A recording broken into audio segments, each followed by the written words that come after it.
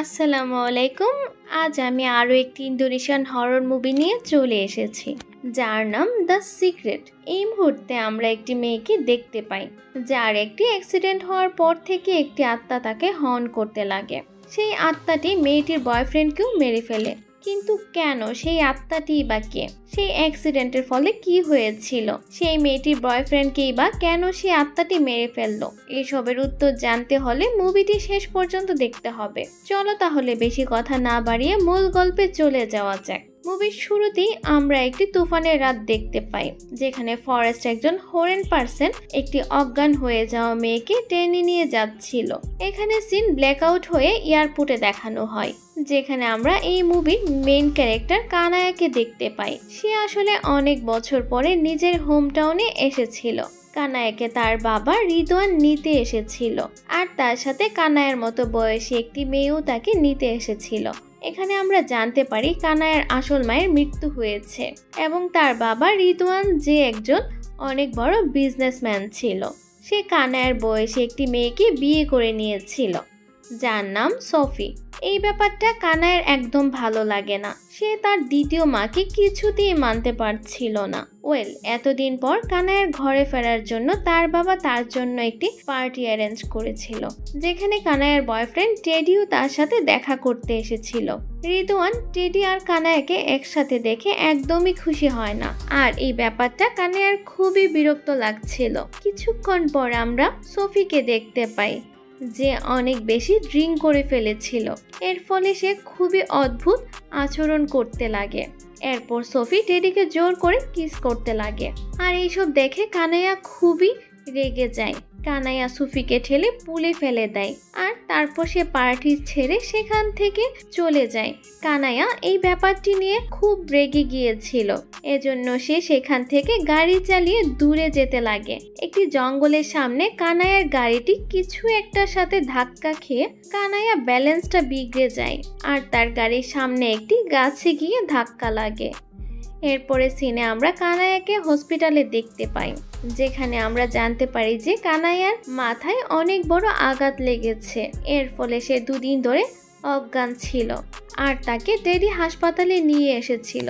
কানায়া নিজের বেডের পাশ থেকে অন্য একটি বেড থেকে আত্মা শব্দ শুনতে পায়, কিন্তু যখন সে পাশে দেখে তখন সে একটি বৃদ্ধ মহিলাকে পাশের বেডে শুয়ে থাকতে দেখতে পায়। এরপর টেডি কানায়াকে হাসপাতালের গার্ডেনে ঘুরতে নিয়ে যায়, যেখানে কানায়া টেডিকে সেই রাতে অ্যাক্সিডেন্টের ব্যাপারে জিজ্ঞাসা করে, আর সে এটাও জিজ্ঞাসা করে যে আমার গাড়ির সাথে কি কারো ধাক্কা লেগেছিল। তখন টেডি বলে যে আমি সেখানে তোমাকে ছাড়া আর কিছুই পাইনি। টেডি সেখান থেকে যাওয়ার আগে কানায়াকে বলে যায় যে তোমাকে আরো কিছুদিন এখানে অ্যাডমিট থাকতে হবে, আর তুমি খুব তাড়াতাড়ি ডিসচার্জ হয়ে যাবে। এরপর টেডি কানায়াকে প্রপোজ করে দেয়, আর তাকে একটি রিং পরিয়ে দেয়, যেটা দেখে কানায়া অনেক খুশি হয়। এরপরের সিনে আমরা কানায়াকে নিজের বেডে শুয়ে থাকতে দেখতে পাই, যেখানে সে তার পাশে থাকা পেশেন্টকে রুম থেকে বাইরে বেরোতে দেখে। কানায়া সে বৃদ্ধ মহিলাটিকে ফলো করতে করতে একটি রুমে চলে আসে, যেখানে সেই বৃদ্ধ মহিলাটিকে দেখতে পায় না। কিন্তু কানায়া পেছন ঘুরতেই তার সামনে একটি মহিলার আত্মা চলে আসে, আর আমরা দেখতে পাই কানায়া এটা দেখে ঘুম থেকে উঠে পড়ে। আসলে কানায়া এটা স্বপ্ন দেখছিল। এর ফলে সে এটা নিয়ে খুবই চিন্তিত হয়ে যায়। বন্ধুরা, কানায়ার পাশে যে বৃদ্ধ মহিলাটি থাকতো সে আজ সকালেই মারা গিয়েছে। এইটা দেখে কানায়া খুবই অবাক হয়ে যায়। সেদিন রাতে কানায়া টেডিকে ফোন করে, আর সে তার স্বপ্নের ব্যাপারে সবকিছু টেডিকে বলে। টেডি কানায়াকে বুঝায় যে তোমার অ্যাক্সিডেন্ট হওয়ার ফলে তুমি ভুলভাল স্বপ্ন দেখছো। কানায়া টেডিকে বলে যে আমি এখানে আর থাকতে চাই না, কারণ এই হাসপাতাল থেকে প্রায় সবাই ডিসচার্জ হয়ে গিয়েছে, আর এখন কানায়া একা এত বড় হাসপাতালে আছে। এইটা শুনে টেডি বলে যে আজকের দিনটা থেকে যাও, আমি কালকে তোমায় নিয়ে চলে আসব। কানায়া টেডির এই কথাটি একদমই ভালো লাগে না। এরপর সে ফোনটি কেটে দিয়ে নিজের রুমের দিকে যেতে লাগে। তখনই তার পেছনে বসে থাকা নার্সটি তাকে ডাকে। কানায়া যখন পেছনে ঘুরে দেখে তখন সে দেখতে পায় সেই নার্সটি ঘুমোচ্ছিল। এটা দেখে কানায়া আরো চিন্তিত হয়ে যায়। এরপর রুমে কানাইয়া নিজে ব্ল্যাঙ্কেটের ভেতরে কিছু নরমচরণ ফিল করতে পারে আর সেই আত্মাটি আবার কানাইয়ার সামনে চলে আসে। এখান থেকে সিন শিফট হয়ে পরের দিন সকালে সিন দেখানো হয় যেখানে টেডি কানাইয়াকে নিতে এসেছিল। কানাইয়া নিজের বাবার কাছে যেতে চাইছিল না, এই জন্য টেডি কানাইয়াকে তার আসল মায়ের ফার্ম হাউসে নিয়ে যায়। এরপর কানাইয়াকে সেখানে রেখে নিজের কিছু দরকারি কাজে চলে যায় টেডি। কানাইয়ার এই ফার্ম হাউসে অনেক ভালো ফিল করছিল, এই জন্য সেখানে গার্ডেনে ঘুরতে থাকে। সেই গার্ডেনে কানাইয়া একটি ছোট্ট বাচ্চা মেয়েকে দাঁড়িয়ে থাকতে দেখতে পায়, যার কাছে গিয়ে কানাইয়া দেখতে পায় সেই বাচ্চাটি ফার্ম হাউসের উপরে একটি জানালার দিকে একভাবে তাকিয়েছিল আর সে অনেক ভয়ও পেয়েছিল। হঠাৎই সেই বাচ্চাটি সেখান থেকে পালিয়ে যায়। এরপর কানাইয়া সেই বাচ্চাটির পেছনে যায়। সেই বাচ্চাটির মা মিসেস পুত্রির সাথে তার আলাপ হয়। এরপর কানাইয়া আর মিসেস পুত্রি একসাথে কথা বলতে থাকে। সেখানে কানাইয়া মিসেস পুত্রিকে তার অ্যাক্সিডেন্টের ব্যাপারে বলে, যেটা শুনে মিসেস পুত্রি বলে যে সেই জঙ্গলের রাস্তাটি অভিশপ্ত। এরপর সে তার মেয়ের নাম কানাইয়াকে বলে যে তার মেয়ের নাম মালা, সে একজন ইন্ডিগোকের ছিল। তো বন্ধুরা, তোমাদের এখানে আমি বলে দিচ্ছি কিছু বাচ্চারা আত্মাদেরকে দেখতে পায় আর এরকম বাচ্চাদেরকে ইন্ডিগোকে বলা হয়। মিসেস পুত্রি বলে যে মালা নিজেই একা একা বকবক করে যায়, এর ফলে সে অন্য বাচ্চাদের সাথে মিশতে পারে না, আর এই জন্যই মিসেস পুত্রি মালাকে বেশিরভাগ সময় ঘরে রাখে। মিসেস পুত্রি কানাইয়াকে দেখে অনেক খুশি হয়ে গিয়েছিল, কারণ মালা কারোর সাথে কথা বলে না, দেখাও করে না। কিন্তু এখন মালা সবসময় কানাইয়ার কাছে আসে আর তার ফ্রেন্ডও হতে চায়। এরপর কানাইয়া মালার রুমে যায়। রুমে ঢোকার সময় কানে স্পষ্ট মালা এবং অন্য একজনের গলার শব্দ শুনতে পায়, কিন্তু মালার ঘরে মালা ছাড়া আর কেউ ছিল না। কানাইয়া মালার সাথে কথা বলতে থাকে। তখনই কানে নিজের পেছনে কারো উপস্থিতি ফিল করতে পারে আর সে পেছন ঘুরতেই একটি মহিলাকে তার পেছনে দাঁড়িয়ে থাকতে দেখতে পায়। এরপর সেই মহিলাটি কানাইয়ার কাছে নিজের ইন্ট্রোডাকশন দেয়। সে বলে যে আমি মালার হোম স্কুল টিচার।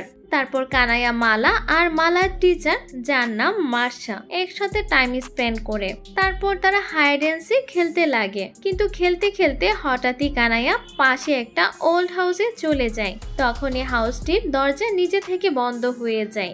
আর বন্ধুরা, আমরা কানাইয়ার কিছুটা দূরে সেই আত্মাটিকে দেখতে পাই, যাকে কানাইয়া হাসপাতালে দেখেছিল।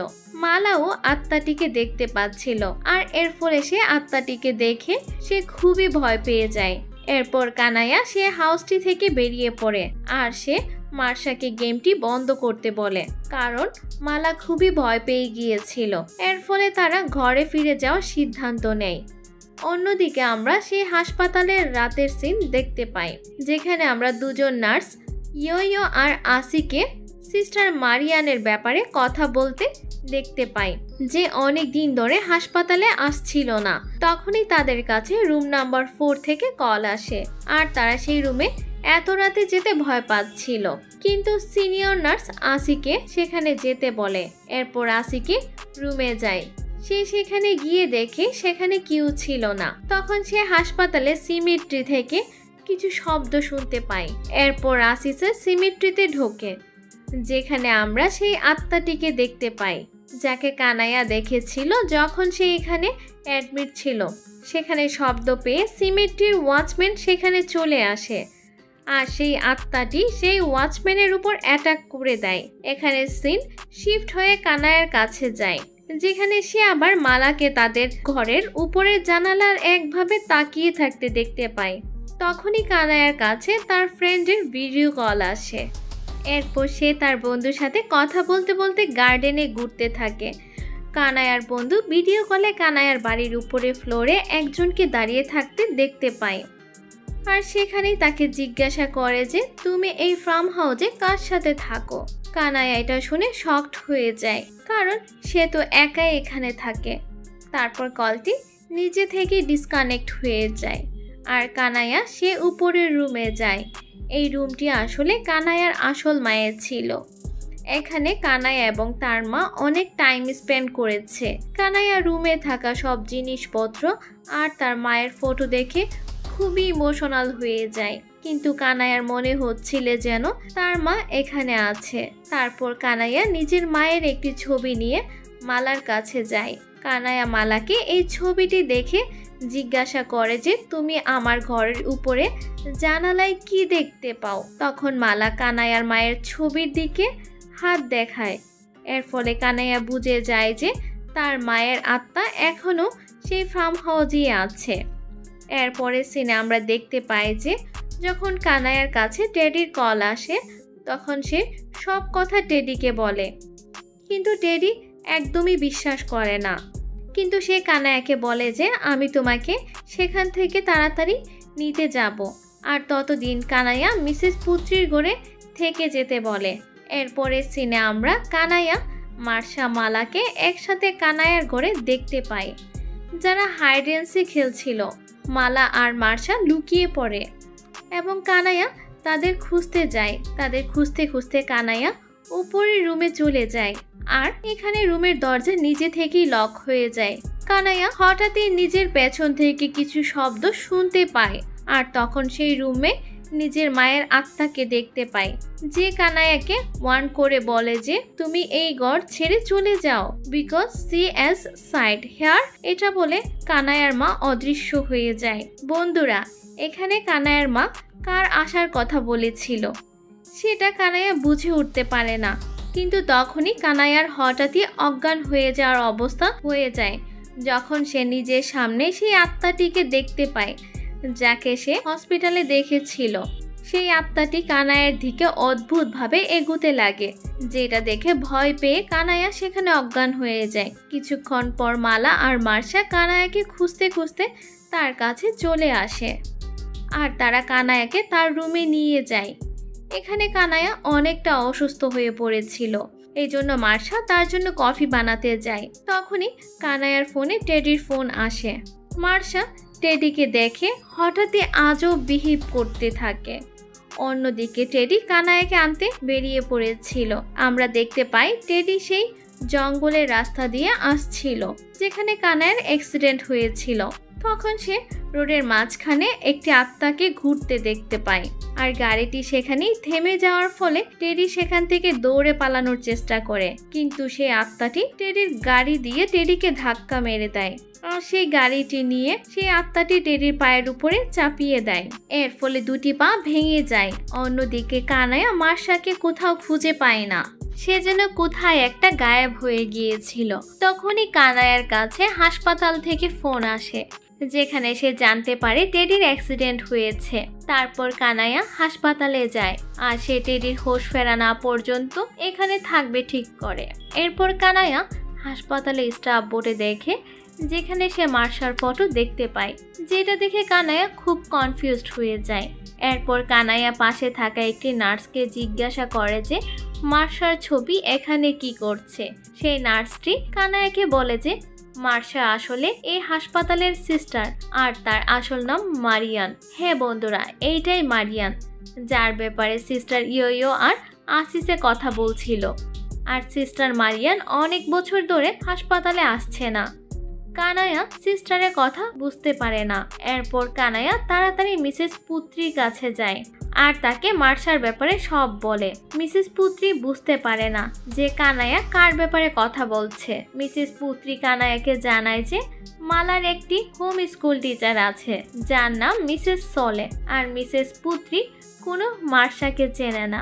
কানাইয়া বুঝে যায় যে মার্শা একটি আত্মা, যাকে শুধু সে এবং মালাই দেখতে পায়। কানাইয়া মালার কাছে যায় আর তাকে মার্শার ব্যাপারে জিজ্ঞাসা করে। মালা বলে যে মার্শার আসল নাম সিস্টার মারিয়ান।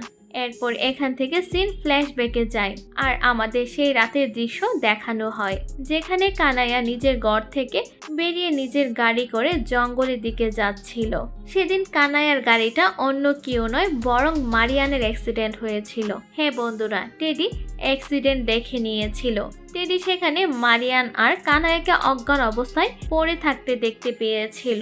এরপর কানায়াকে নিজের গাড়িতে বসিয়ে দিয়েছিল, কিন্তু সে পুলিশ কেসের ভয়ে সেভাবেই মারিয়ানকে সে জঙ্গলে দাফন করে দেয়। বন্ধুরা, এটা সেই সিনটা যেটা আমরা মুভির শুরুতেই দেখেছিলাম, আর সেই লোকটি টেডি ছিল যে মারিয়ানের বডি টেনে নিয়ে যাচ্ছিল, কিন্তু মারিয়ান তখনও মরেনি। এর জন্য সেখান থেকে পালানোর চেষ্টা করে, কিন্তু টেডি মারিয়ানের দুটি পা ভেঙে দেয় আর তাকে জীবিত অবস্থাতেই সেখানে দাফন করে দেয়। এরপর কানায়ার কাছে হাসপাতাল থেকে ফোন আসে আর সে জানতে পারে টেডি হাসপাতাল থেকে গায়েব হয়ে গিয়েছে। এরপর কানায়া সেই জঙ্গলে যায় যেখানে তার অ্যাক্সিডেন্ট হয়েছিল। এখানে সে টেডিকে খুঁজতে লাগে, তখনই সে মার্শাকে দেখতে পায় যে টেডিকে গ্রেবের ভেতরে টানতে লাগে, আর মার্শা টেডিকেও জীবিত অবস্থাতেই কবর দিয়ে দেয়, যেমন করে টেডি মার্শাকে কবর দিয়েছিল। এরপর কানায়ার বাবা কানায়াকে খুঁজতে খুঁজতে এখানে চলে আসে আর সে কানায়াকে খুঁজে পেয়ে যায়। তখন সেখানে পুলিশ চলে আসে আর তারা টেডি এবং মারিয়ানের ডেড বডি খুঁজতে লাগে। কানায়ার বাবা কানায়াকে নিজের সাথে ঘরে নিয়ে যেতে লাগে, আর এই মুভিটি এখানেই শেষ হয়ে যায়। তো বন্ধুরা, এইটাই ছিল সিক্রেট মুভির গল্প। তো বন্ধুরা, এই ছিল আজকের মুভি এক্সপ্লেনেশন। কেমন লেগেছে তা লাইক ও কমেন্ট করে জানিও। আবারও দেখা হবে নতুন কোনো গল্প নিয়ে। ততক্ষণ পর্যন্ত ভালো থেকো, সুস্থ থেকো। আল্লাহ হাফেজ।